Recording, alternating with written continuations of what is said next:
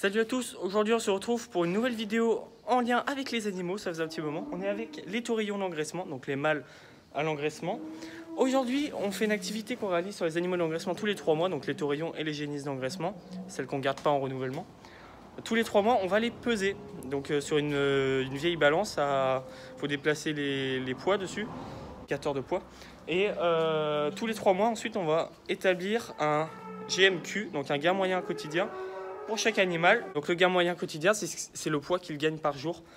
On dit que quand c'est supérieur à 1000 grammes, donc 1 kg par jour, on est sur de l'engraissement, et inférieur, on n'est pas sur de l'engraissement, tout simplement. Donc après, ça va nous servir estimer pour les plus gros quand est-ce qu'ils vont partir, en général vers 18 mois, ça dépend des fermes. Là, on n'est pas sur une ferme avec une grosse génétique, ça va dépendre également de la génétique aussi pour les envoyer. Également de l'alimentation. L'alimentation est différente d'une ferme à une autre.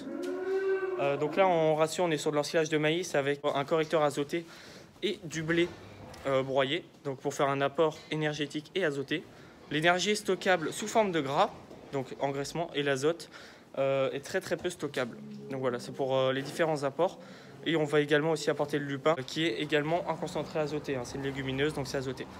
Donc on a fait tout un petit parcours, on les passe case après case sur la balance et voilà. Donc il y a deux bâtiments à taurillons de 3 cases. Donc là, pour un des bâtiments qui est juste à gauche, là où vous voyez les taurillons, on va les faire passer vers la droite pour après les emmener plus à droite là où vous ne voyez pas encore.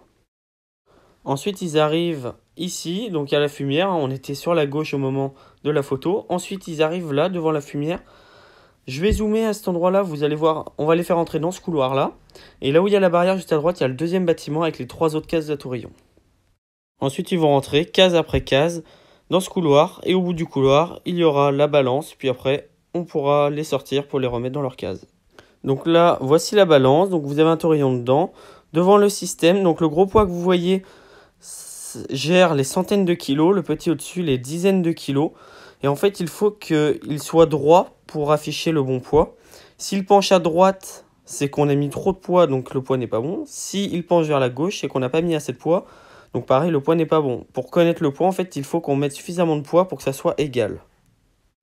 Puis une fois pesés, un par un, ils vont ressortir ici. Soit après repartir à gauche pour aller dans le premier bâtiment à taurillon, soit dans le fond, là où j'ai zoomé. Et après retourner dans le bâtiment que vous voyez sur la droite.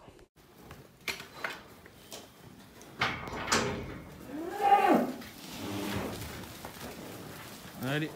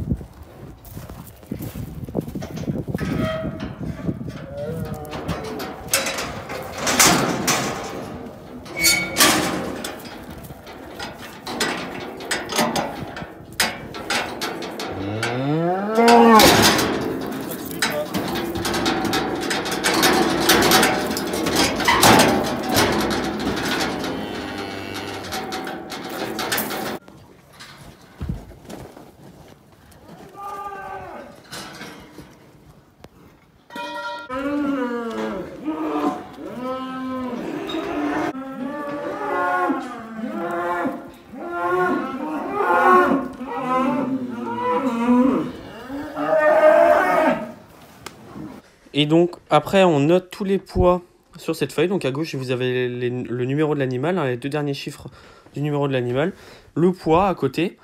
Donc ensuite tous les 3 mois on regarde le poids précédent, on calcule la différence en kilos, puis après on établit, on divise par le nombre de jours qui séparent chaque pesée, et donc on obtient après le GMQ, donc le gain moyen quotidien. Allez, merci d'avoir regardé, j'espère avoir été clair. Si vous avez des questions, c'est juste en dessous dans les commentaires.